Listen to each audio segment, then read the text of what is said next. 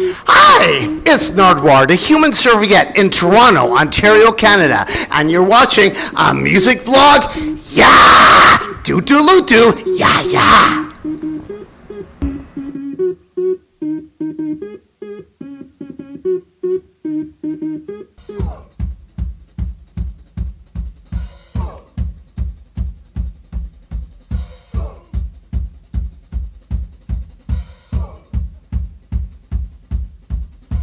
Hey everyone, it's Alicia from AMBY, and I am so excited to be standing here with interview legend Nardwuar, the Human Serviette. Hello. Hello, Alicia from Another Music Blog. Thank you for welcoming me to the Drake Hotel in Toronto, Ontario, Canada. Thank you so much for joining me. It is a super exciting day as we are celebrating 30 years of Nardwuar, so reflecting back on all the interview footage and of course being with the Evaporators, does it feel a little bit surreal to you?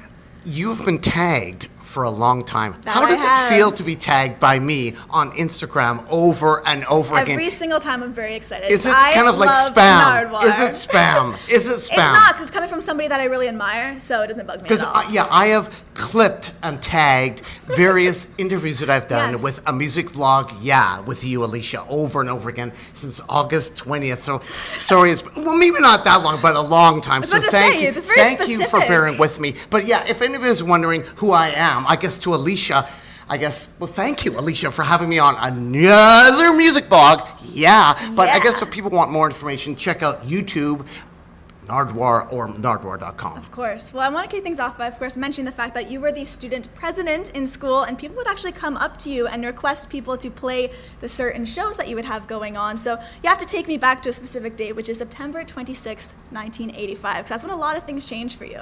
Yes, my first interview ever. I was president of the student council. I loved the Beatles and Cheap Trick, but people wanted punk. People wanted punk, and they wanted the band, the Young Canadians, who thanked our high school in the liner notes to their record. I think it was This Is Your Life. So they said, Nardwuar, go out and get the Young Canadians. They had broken up, unfortunately, but Art Bergman from the band had a band called Poisoned. They played our school dance, and I had to document why he thanked our high school in the liner notes to the Young Canadians, This Is Your Life EP. And he said, because I thanked everybody else. But people can see that interview on YouTube, Nardwuar's first interview ever, and you can actually see some kids putting their finger to me In the behind my background, head. yeah. You noticed that? I did. Thank you for not mentioning that. And you're watching Another Music Blog. with Ali. Show. Ah!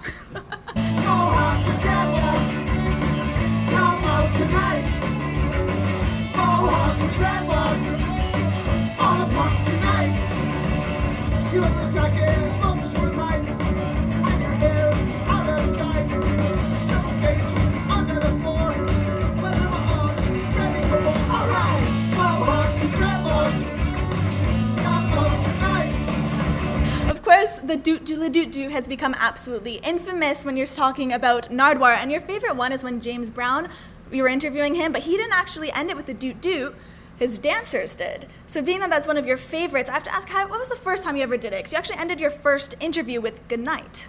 Yes, I did. I thought it was kind of like rude.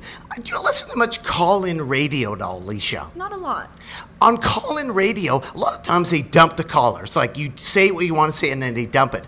But to end the callers when I do my radio show, I like to end with Dootdoo. Dootdoo. So in other words, I don't like to sort of dump them, so that's how it started. To be polite to the callers. Don't just dump them, add in some Dootdoo. Dootdoo. And where did I get that?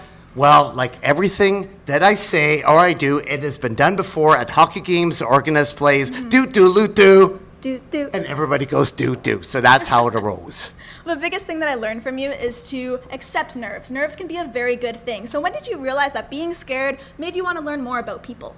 I think, well, I'm scared right now talking to Another Music blog. And I think that's great because that inspires you to want to find out information. The minute you aren't scared is the minute you shouldn't do interviews. Sure, you warm up, etc. But I'm always nervous all the time. Like even that guy, Nick, the guitar player for the Evaporators, taking a photo of me talking to you causes some nerves. Okay.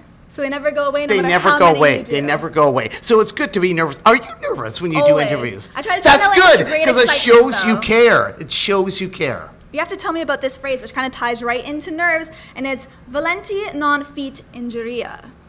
Oh, that is amazing. Thank you for pronouncing that properly. Did I nail it? Okay, I was I was nervous no, about that. I don't know how to pronounce it. I think it is a Latin term. Okay. In other words, if you were at like a Slipknot gig and you jump into the slam pit in front, you get Moshed around? slammed. Slammed. You jump into the slam pit, you will get slammed. Slammed. So when you become a journalist, you get... Slammed. So in other words, the minute you accept you are a journalist and you will get slammed is the minute it is liberating. Ooh, Libertizing or Liberating? liberating, There we that's go. the word. We got Liberating. there. So in other words, voluntary non-fit injuria means kind of like we are members of the media. It doesn't matter if we get embarrassed. Like you're at a gig, you jump into slam pit, of course you will get slammed. You jump into the media zone, you will get slammed. So it doesn't matter if we get embarrassed. Many times when I'm doing interviews, some people whisper in my ears, "Oh, it's very embarrassing. You will get embarrassed." I'm like, volunteer not injuria. Of course I'm going to get embarrassed. I'm part of the media. Become the media. If I can do it, anybody can.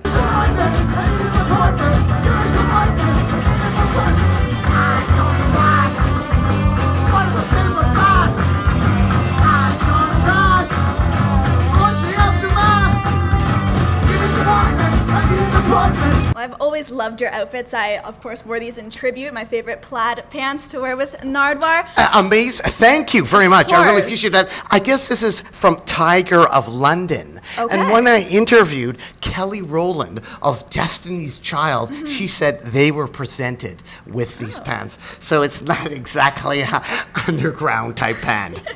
Well, the reason I brought up the outfit is because you, of course, have been dressing incredibly for years now. But I know that you used to wear toques a lot, and that was until Skid Row Sebastian Bach stole the toque, and now you replace that with hats. So do you miss the toque, Nardwuar? They have come in vogue, haven't they? Like, it used to be, I would walk into a club and people would like, take off the toque. Why are you wearing the toque in the club? But now tons of people wear toques. Yeah. So I miss the toque that Sebastian Bach, yes, of the hair metal band Skid Row stole because my godmother actually knitted for me. So I was without a hat. And I was like, oh my God, I'm without a hat. But my mom went to Scotland and brought me back this tam. So I had a tam. And then I thought, okay, what goes with tam? Well, some designer pants. So that is why That's how I it came look to like be. today, exactly. So it all really comes back to Sebastian Bach of Skid Row. He is a guy.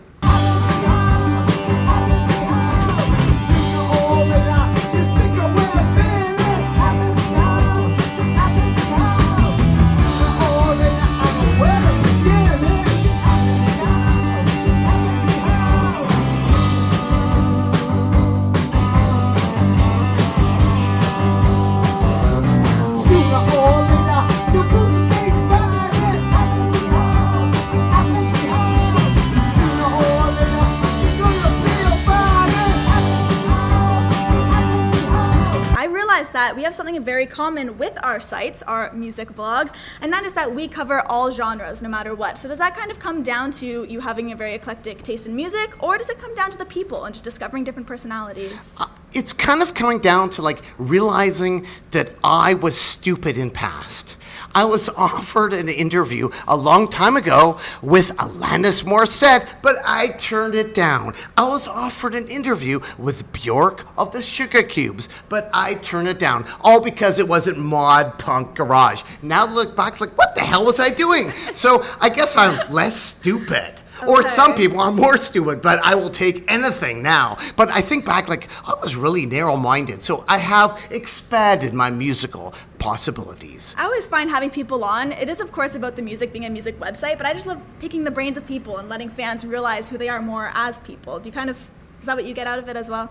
Well, I love learning. When I do an interview, I learn something. One time, I walked in to CITR. Actually, this is not an interview, but I walked into where I do my radio show every week on CITR in Vancouver, and a guy had a microphone right to his chest. And I was like, what the hell is going on? And he was like, I am broadcasting my heartbeat. And I was like, whoa. That is deep. I thought I knew everything, but he was broadcasting his heartbeat. I So did not that know that. moment on, I felt like I don't know what's going on. So I love doing interviews and learning from the people. Yes, totally acceptable. I love that. Well, even though you've said before that you get very nervous, you do have this confidence when you speak with people, putting the mic in front of their faces, letting them kind of take over. Have you always had that confidence? Does that kind of come from growing up and being the president of the school, or did that come later on as the interviews went? Well, I think like we have responsibility as journalists. Like people are watching right now. Like do your best, do your duty to God and the Queen, and keep the law of the Wolf Cub Pack. That's kind of what I believe. Like we have a chance to be on the radio or be on TV. Like try your best. If you don't want to do it, don't do it at all. Like the first time I talked to Snoop Doggy Dogg, I knew he loved the comedian Red Fox. But my friend Diana had an actual Red Fox doll. So I drove all across town to get that doll to bring to Snoop. Which he loved. But only reason I got that doll was because I was nervous, thinking, oh my God, what can I do? What can I do? So that began the bromance because I was nervous. The bromance with Snoop. The bromance. Yeah, I noticed in a couple interviews down the road, you guys were sitting on the couch and he actually had the doll with him. So clearly, Well, actually, I borrowed another doll from Diana, and it actually was the Mork and Mindy doll, a Robin Williams doll. So I brought that as well. So I was milking that he loved dolls, but he could find that doll on eBay really easily, but he didn't bother. The fact So it it's was kind of gifted. like, so it's just following through. Anybody can be me if they just follow through, but they're too lazy to. Well, seeing that you have had him on the show many times, Snoop Doggy Dogg, a huge question that I get after interviewing people 3-4 times is, do you maintain friendships with them? And a lot of the time I do. So do you find that's the same with you? When I think about friendship, maintaining, and the rock and roll, when I interviewed the first time the band Franz Ferdinand, about 3 weeks after, through Friendster. Do you remember Friendster? I do not. You do not remember Friendster because it's that long ago, 2014.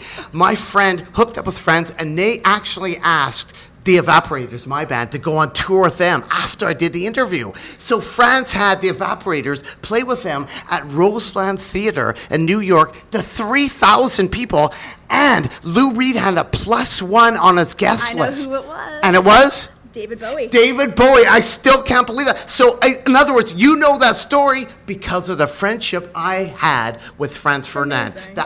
I love that. So that was incredible. And they also contributed a song to a compilation record that I put out as well, a cover of a Vancouver band, The Pointed Sticks. I love them as well, Franz Ferdinand, because they listen to me. Most people don't listen to me, but I said, cover of Pointed Sticks. And they're like, yeah, sure. So they covered The Pointed Sticks. So not only did they take me on tour, the Evaporators, they covered a song. It was amazing. I was on the guest list a couple weeks ago. Franz Ferdinand. This goes out to you, Alex Capriano.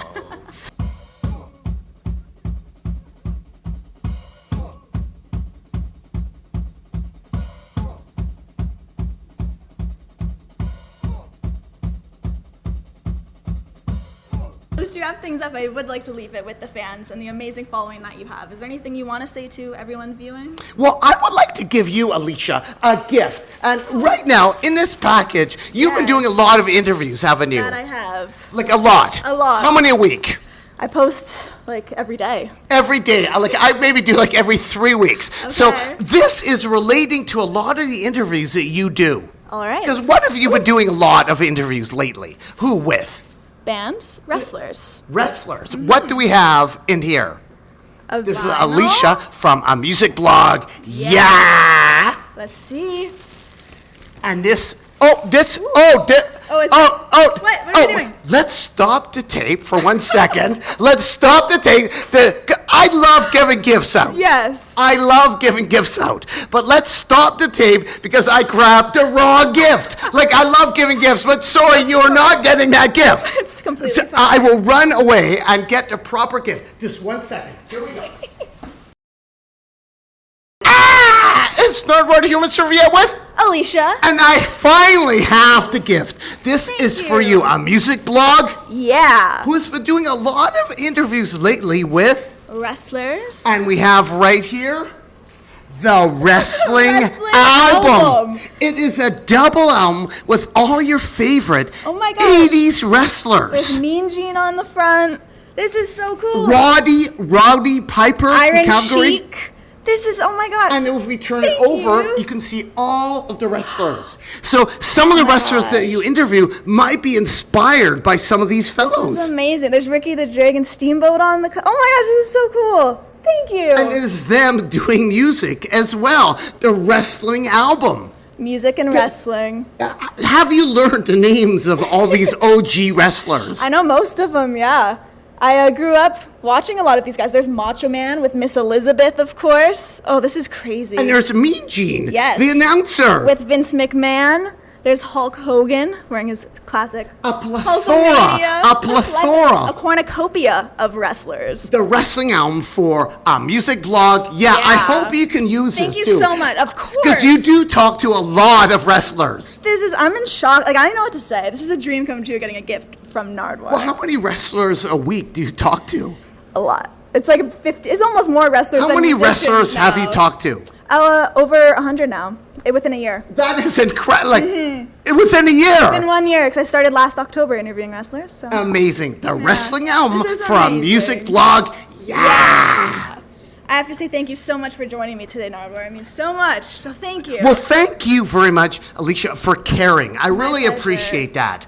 And keep on rocking in the free world. And Dootdoo. Dootdoo.